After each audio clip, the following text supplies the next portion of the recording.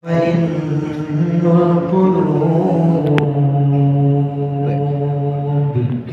Sadaqallahul Azim.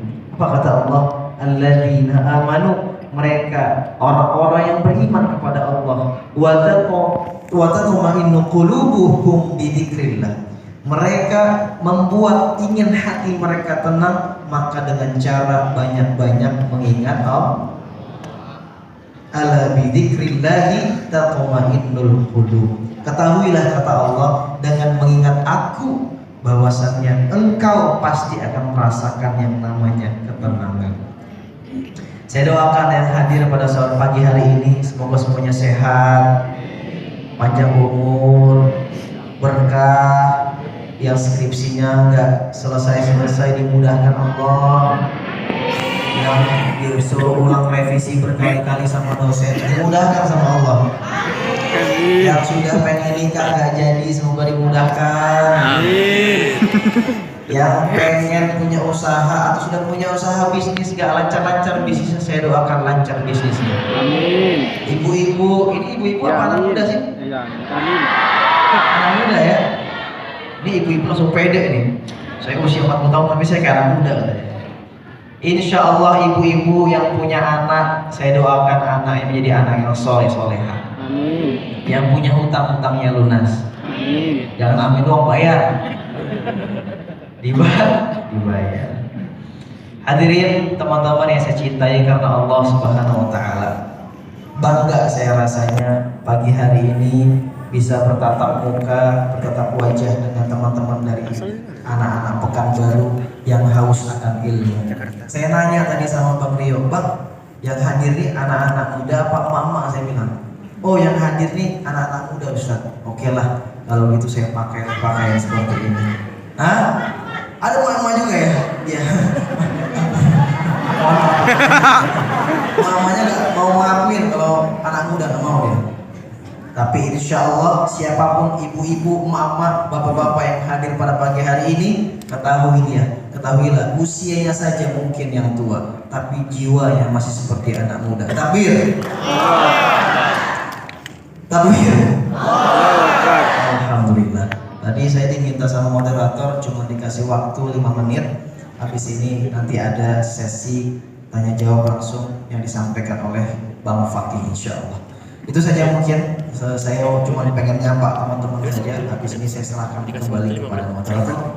Assalamualaikum warahmatullahi wabarakatuh. Waalaikumsalam warahmatullahi wabarakatuh. Izin panitia boleh di take down satu biar agak aneh gitu ya, siap. Assalamualaikum Ustaz Hakim Malik. Waalaikumsalam. Iya, kalau boleh tahu kedatangan keberapa di Pekanbaru untuk yang sudah hari? tak terhitung kayaknya. Tak terhitung ya. Udah banyak kayaknya. Kemarin di awal di Masjid Agung Anwar Betul. Di awal kemarin pas pertama kali landing hari Kamis itu sore, malamnya ngisi bareng sama guru kita Ustaz Adi di Anwar. Kalau udah berkali-kali nih Ustaz, kesan Ustaz sama Pekanbaru, apa sih yang selalu diingat dari Pekanbaru? Entah makanannya, entah NC Storia tadi itu, NC. Ada yang mirip NC Storia tuh Ustaz tuh. Adiknya Vindes. Bawa kacang. Astagfirullahaladzim, Bu, sini bawa kacangnya Bu. Itu kue, kacang apa tuh? Cookies. Ih, ibu. Iya, Power mama beda memangnya. Murah untuk beliau. Wah, kita dapat kue. Ini kue apa Bu? Empang loyang. Kembang goyang. Kembang goyang. Goyang nih kembang. Ibu bikinnya sambil kembang apa sambil goyang? Maksudnya kan masaknya sambil Itu Ustaz dari tadi itu ketua UMKM ya. Bu itu ya. Oh, biasa. Makasih banyak Bu ya. Nanti saya makan insya Allah. Iya. Biasa Ustaz. Nah, ngomong-ngomong soal literasi digital nih Ustaz ya. Ustaz main sosial media apa aja yang dipakai? Sosial media saya dari dulu main SFM. Masih baru ya. Iya, maaf. Main Facebook gitu. Tapi saya Facebook sudah lumayan udah hijrah transmigrasi langsung ke Instagram. Facebook cuma tinggal kenangan aja. Ya. Siapa di sini yang sudah nggak main Facebook coba katakan? Waduh banyak. Yang muda-muda nggak ada yang main Facebook. Yang main biasanya mama nih. Iya. Dia anterin kerupuk apa nih? Kembang goyang. Ibu bikinnya sambil dari tadi. Jadi masalah goyang, masalah sosial media. Dulu katanya akun Instagram Ustaz pernah hilang tiba-tiba. Enggak tiba-tiba. Enggak tiba-tiba. Gimana ceritanya, boleh? Hilang akun itu tahun 2021 kalau nggak salah, 2022 gitu saya lupa. 2021 sama. Saya juga mengingat-ingat memori yang lama ya. 2022 itu hilangnya bulan Juni tanggal 14. 2021 2022. Ya, tanggal 14 jam setengah 4 sore lewat 52 detik. Saya nggak yakin. Itu ada pemberitahuan atau tiba-tiba raib aja Ustaz nggak bisa login atau gimana? Intinya waktu itu saya lagi di atas Gojek, di atas motor. Pas kebetulan saya lagi mau bikin story. Pas waktu itu memang Gojek tahu sendiri kan? Iya. Tok tok tok gitu kan. Nggak bisa diangkat, kena angin dikit, dong jatuh gitu. Saya mau bikin story itu waktu itu di atas Gojek ya kan. Qadarullah pas di perjalanan saya mau ke kantor. Akunnya tiba-tiba sudah ada notif bahwasannya akun ini sudah di-ban sama Instagram. Di-ban ya? Bukan di-hack, di-ban. Oh, di-ban. Akhirnya kembali lagi setelah berapa lama? Kembali lagi lama, kurang lebih 7 bulan waktu itu. 7 bulan, dan itu di balik cerita hilangnya akun saya itu memang banyak sekali hikmah yang saya dapatkan.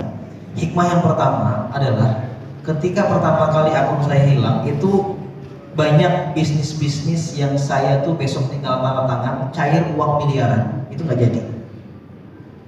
Jadi hilang akunnya hari itu, besok sudah janji pengen tanda tangan kontrak ya sebagai brand ambassador, ya kan? Nggak jadi, dibatalin sepihak. Terus oleh pihak kembang goyang ini? Bukan. Siapa tahu mau pilih kembang goyang? Masa jadi biaya kembang goyang? Iya, aku bikin ibu kembang goyang. Saya Bu, aman Bu. Ibu bikinnya sambil aja. Bukan ya, jangan bikin-bikin terus.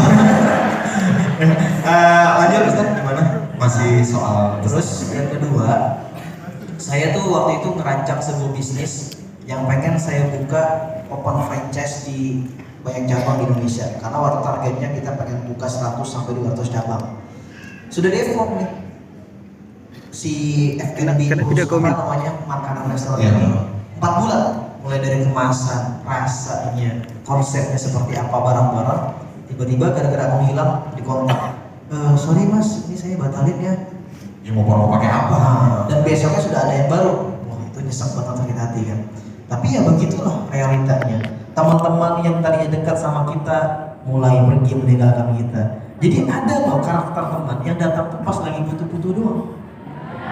Iya, nggak usah curhat, saya udah tahu ya. Jadi ada teman yang memang terlihat. Jadi gini, seorang sahabat atau seorang teman itu terlihat ketulusannya ketika kita dalam keadaan senang maupun susah. Betul? Kalau dalam keadaan susah, teman kita masih nempel, bahkan sering support kita sebagai support system terbaik. Ayo semangat, kamu pasti bisa kita bisa.com gitu. Ya, kamu pasti bisa, semangat. Itu teman yang perlu kamu pertahankan. Tapi kalau ada teman yang tiba-tiba ngilang ketika kita lagi susah, bahkan kita minta tolong sama dia, kita dikacangin, nggak digubri sama sekali, berarti dia bukan teman yang baik buat kita. Ya, saya udah tahu. Kayak dialog interaktif lama-lama ya. Udah kayak acara dahsyat. Iya, acara dahsyat.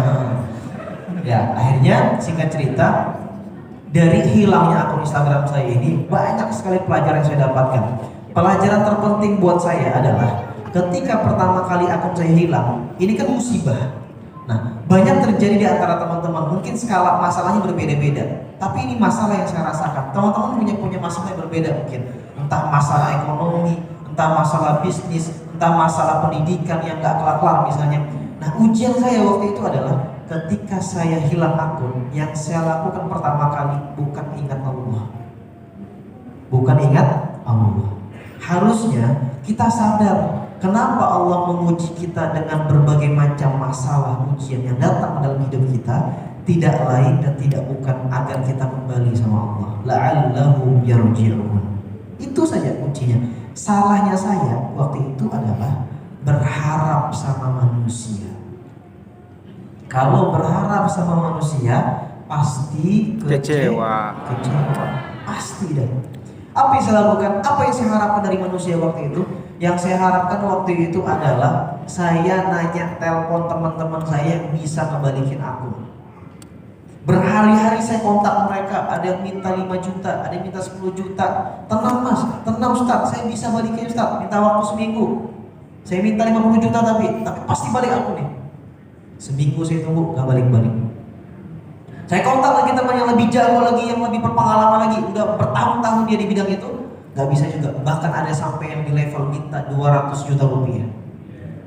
Berharap sama manusia itu kesalahan terbesar kita sebagai seorang manusia. Itu pertama. Kedua, merasa kuat, merasa bisa, merasa mampu, padahal yang memberikan kekuatan hanya Allah, yang memberikan kemampuan hanya Allah. Kita ini gak berdaya sebetulnya. Datang ke sini pun teman-teman nih, kalau bukan karena pertolongan Allah, mustahil kita datang ke sini.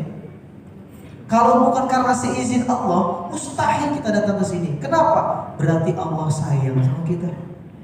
Makanya Allah sampaikan di surah Thaha, wa ana ikhtartuka fastami' lima yuha, kata Allah. Aku memilih kamu untuk datang ke tempat ini. Bayangin, berapa ribu orang, puluhan ribu orang yang pengen datang ke tempat ini, yang mereka sudah pengen datang, udah jalan di tengah jalan, tiba-tiba mungkin ada yang bannya bocor. Ada yang mungkin tiba-tiba ditelepon sama emaknya, nak pulang nak, tolong angkatin jemuran nak, pulang deh, angkatin jemuran. Gak jadi. Tapi kalian dipilih sama Allah untuk bisa duduk di tempat ini. Nikmat gak? Nikmat gak? Nikmat yang patut sama-sama kita syukuri. Singkat cerita, ketika saya sudah meminta tolong sama manusia dan ngerasa saya mampu punya uang segitu dan saya bisa bayar orang itu, akhirnya berbulan-bulan akun itu tak kunjung juga balik. Akhirnya di bulan keempat, bulan kelimanya, singkat cerita banyaklah yang waktu itu nge-DM istri saya, Kak Cihil, bilangin dong ke Bang Taki dong, bikin akun baru, jenuh nih gak ada story-nya. Akhirnya bikinlah akun yang baru, ada namanya akun Taki Malik New, bukan Unyo ya, tapi Taki Malik New baru. Main tuh, 1 bulan, kurang lebih 1 bulan, 215.000 follower, tong main. Dikit tuh, setiap malam saya ngajak ngaji Al-Muluk, mulai tobat nih, mulai nyadar nih kesalahan saya apa nih kayaknya. Akhirnya di bulan ke-6, bulan ke-7-nya, saya waktu itu sudah mulai move on, kehilangan aku tuh udah move on dah, udah biarin saya bilang.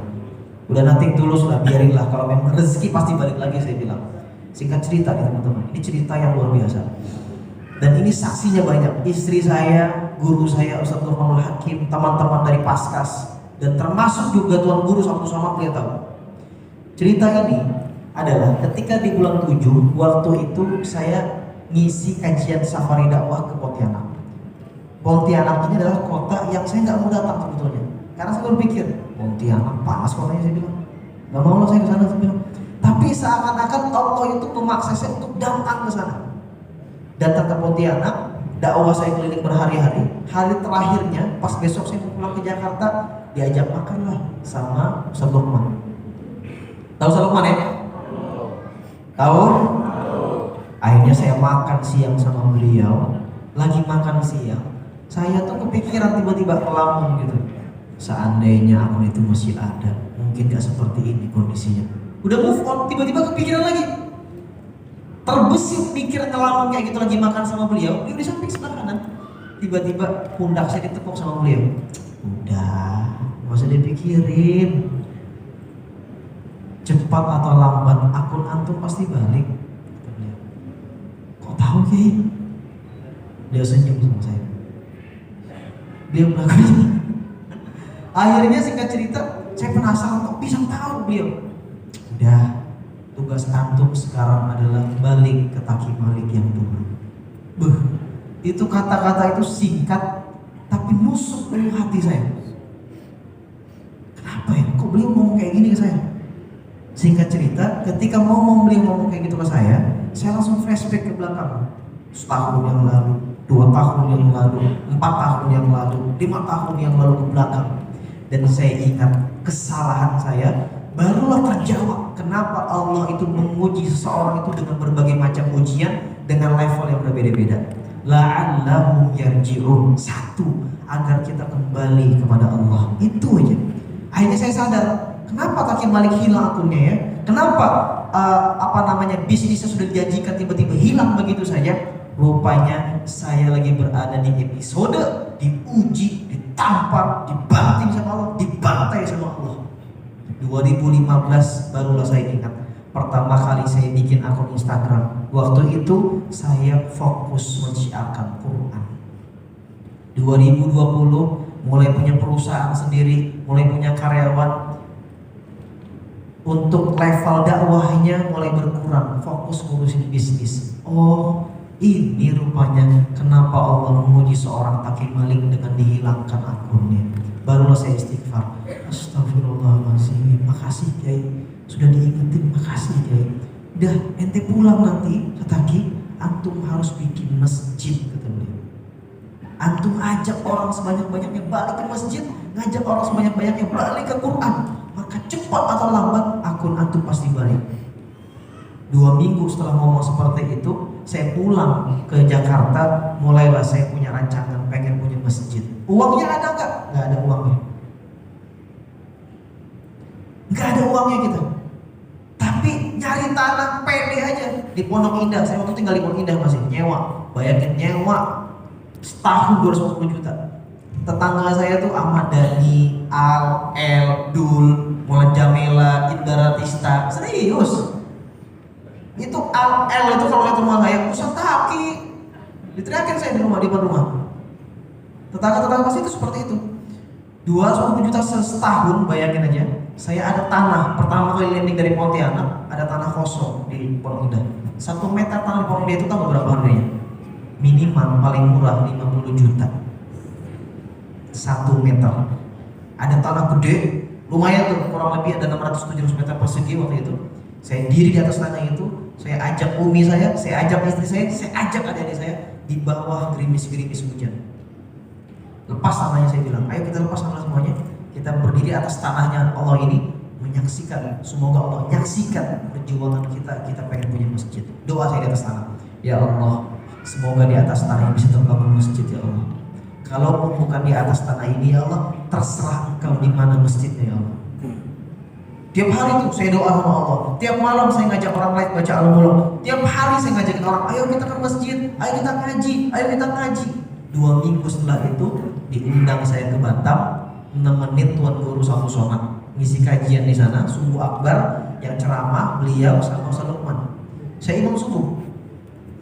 Pas imam sholat subuh hari Jumat, di subuh hari itu saya bacalah ayat surah Al-Imran ayat 126. Ya. Qulillahumma malikal mulki. Ayat 26, sorry. Qulillahumma malikal mulki tu'til mulka man tasha. Selesai imam pagi harinya, waktu itu saya diminta lagi untuk ngisi ngaji di sebuah acara, masih di masjid tapi di halamannya, peresmian Baitul Mal Munzalan Batam. Ada Tuan Guru, ada Ustaz Lukman, ada beberapa pejabat-pejabat yang datang waktu itu. Saya ngaji, yang tadinya cuacanya cerah tiba-tiba hujan. Selesai saya ngaji, turun dari panggung tiba-tiba cerah lagi. Saya nanya dong sama Allah, ya Allah, ini kenapa nih Allah nih? Ini ada sesuatu, ada something nih pasti. Saya bilang, gak mungkin nih tiba-tiba kayak gini. Saya bilang, bener rupanya. Di perjalanan pulang, saya satu mobil sama Ustaz Lukman lagi menuju ke hotel karena persiapan salat Jumat, udah jam 10. Pas udah mau nyampe hotel, tiba-tiba lagi ngomongin masjid, gak lama kemudian ada email notifikasi masuk ke handphone. Apa notifikasinya? Akun Taki Malik telah diaktifkan kembali.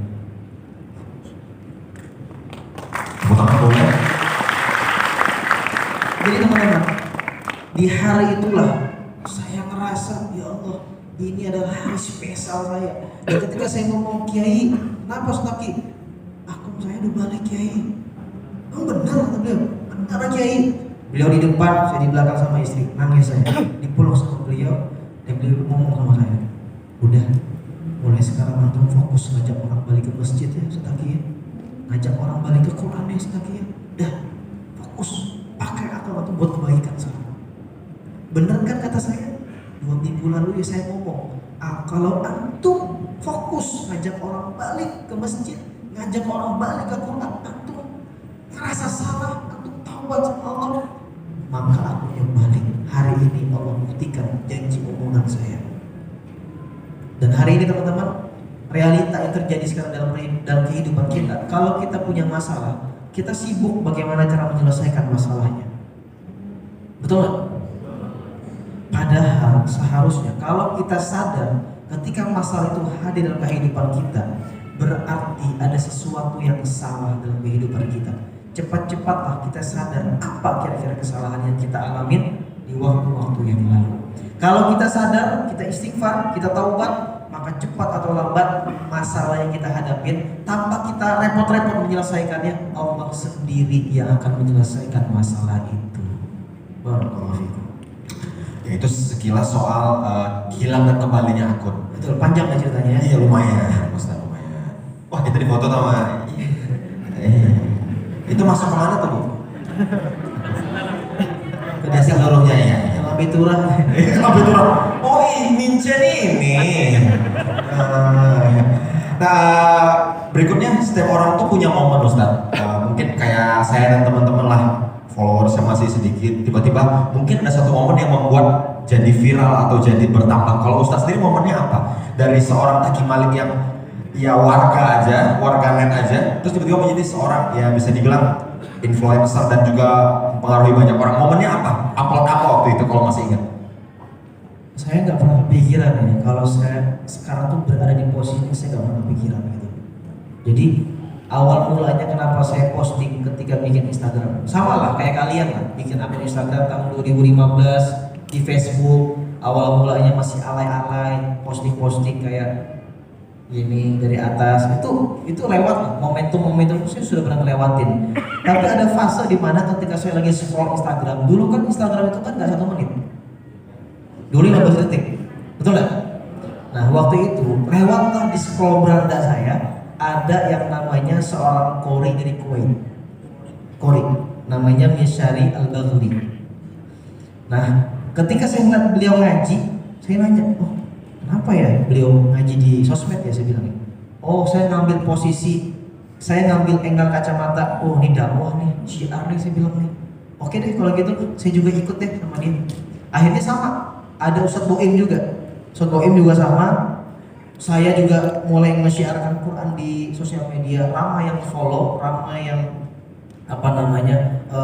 penasaran gitu kan, bertambah 5.000, 10.000, 50.000, 100.000. Jadi kenapa tadi saya katakan kalimatnya Kiai Lukman tadi ngomong balik ke Taki Malik yang dulu, itu beliau mengisyaratkan kepada saya, balik, ente balik yang dulu sebagai seorang pendakwah Quran yang seperti dulu gitu. Karena dulu niatnya tulus hanya ingin mendakwakan Quran. Betul, mendakwakan Quran, bagaimana orang tuh kenal. Kan zaman dulu awal-awal ketika saya nge-share di sosmed tuh banyak yang bilang, alah dia banget sih. Bener serius. Awal mulanya saya, ini kan berat teman-teman. Jadi gini loh, sosial media itu adalah realita kehidupan kita sekarang yang nggak bisa kita hindari. Betul nggak? Nggak bisa. Semua orang sekarang itu punya sosmed, ya.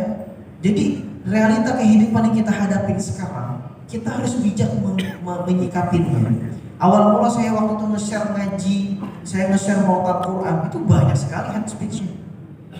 Allah ria, Allah pengen dipuji, Allah, apanya gitu lah. Tapi saya diam aja, saya diam, dan sekali-sekali saya tanggapin dengan apa? Saya bilang, orang yang ketika melakukan kebaikan, niatnya tulus, itu tidak akan pernah luntur niatnya kalau dia berharap hanya karena Allah SWT. Gak akan pernah luntur semangatnya. Jadi sebaliknya, kalau orang ada yang pengen nge-share kebaikan, takut ntar dibilang ria, justru itulah orang yang ria. Malah itu yang ria. Itu yang dilihat. Takut nanti dibilang ria. Takut nanti dibilang soalim. Sejatinya itulah orang yang ria. Kenapa? Kalau memang kita niat men-share suatu kebaikan, nge-repost suatu kebaikan, lillahi ta'ala, hanya mengharap ridho Allah, gak peduli mau manusia. Makanya Ustaz Lukman selalu bilang kan sama teman-teman yang lain, sama santri-santrinya, dia ngomong gini, kalau kita melakukan kebaikan karena Allah, tidak akan pernah berhenti hanya karena omongan manusia. Nah kita nih kadang-kadang kena mental duluan, baru nge-share nge-repost kajian-kajian Ustaz Abu Somad, nge-share nge-repost kajian Ustaz Hidayat, langsung di reply story, alah soal lu, alah gua tahu lu gimana, langsung kena mental ya. Tobat nih. Nah, bayangin teman-teman, apakah setan itu apakah setan itu diam ketika melihat kita berubah? Enggak. Setan tidak akan pernah tinggal diam. Ketahuilah, ketika antum pengen berubah menjadi orang yang lebih baik, setan yang datang itu lebih besar angkatnya daripada sebelumnya. Makanya setan itu tidak akan pernah tinggal diam. Itu janjinya setan, janjinya iblis kepada kita. Ya kan? Tsumma la'atiyannahum min baini aydihim wa min khalfihim wa an aymanihim wa an syamarihim. Setan itu datang dari depan, belakang, kanan, kiri. Apain? Agar kita sama-sama masuk ke dalam golongan mereka. Jangan kalian kira dalam lingkup dakwah ini gak ada setannya. Jangan kalian kira dalam majlis ini gak ada setannya. Ada. Saya kasih contoh nih. Ada mama datang. Bawa kue nggak usah. Saya kasih contoh. Ini lagi ngaji, dengerin kajian. Datang tiba-tiba ada ke depan, bukan yang tadi ibu-ibu. Ada misalnya datang dari pintu, seret. Ini ibu-ibu datangnya pakai kerudungnya warna pink. Warna putih deh. Enggak. Kerudungnya warna pink, bajunya warna kuning, roknya pakai hijau. Hah? Iya namanya. Akhirnya ada ibu-ibu, dia nyolek temannya. Dia cuma ngasih isyarat dengan mata doang, teman sampingnya langsung connect. Itu siapa yang main tuh? Setan. Banget ibunya bilang setan. Saking keselnya mungkin sama setan ya bu ya. Coba, jangan kalian kira nggak ada setannya di sini. Jangan kalian kira di masjid nggak ada setannya. Ada. Apa setannya kalau di masjid? Apa sih ini orang? Sok-sok pertama, sok-sok ngaji. Banyak teman-teman. Dan setan tuh tugasnya betul-betul nggak ada capek-capeknya. Setan tuh nggak pernah lelah menggoda kita. Nggak pernah capek, nggak pernah istirahat, tidur pun digoda kita. Nggak pernah pensiun dia. Ya, makanya usahakan setiap bangun tidur itu Baca doa. ketika bangun tidur nih, usahakan teman-teman baca doa. Alhamdulillahilladzi ahyana Ba'da ma amatana wa ilaihi nusyur. Bangun sholat subuh. Kita kan kadang kalau bangun tidur yang dibuka apa? HP. Handphone. So banyak yang nge-like. Emang siapa yang mau komen? Emang siapa yang mau kepo sama kehidupan kita? Siapa?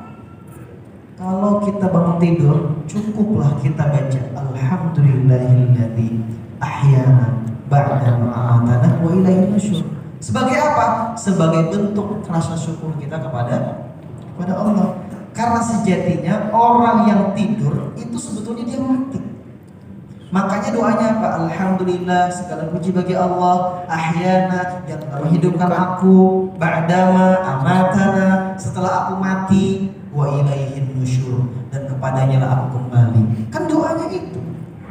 Maka amalan-amalan bisa kawan-kawan lakukan sebelum tidur, usahakan jangan pernah tinggalin baca surah Al-Muluk.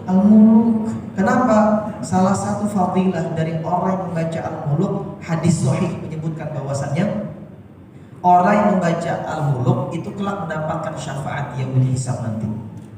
Kedua, fadilahnya orang yang membaca surah Al-Muluk di malam hari sebelum tidur, maka dia akan dijauhkan dari yang namanya siksa azab kubur. Orang yang tidur itu rentan biasanya bisa bangun atau nggak bisa bangun. Makanya banyak orang yang meninggal dalam keadaan tertidur. Maka hati-hati, jangan ngerasa kita bakal besok masih hidup. Jangan. Ngerasalah seakan-akan ini adalah hari terakhir kita. Maka ketika sholat itu usahakan ini adalah sholat terakhir kita, maka sholat itu insya Allah menjadi sholat yang paling khusyuk di antara yang lain. Ya, kurang lebih begitu. Nah itu dia.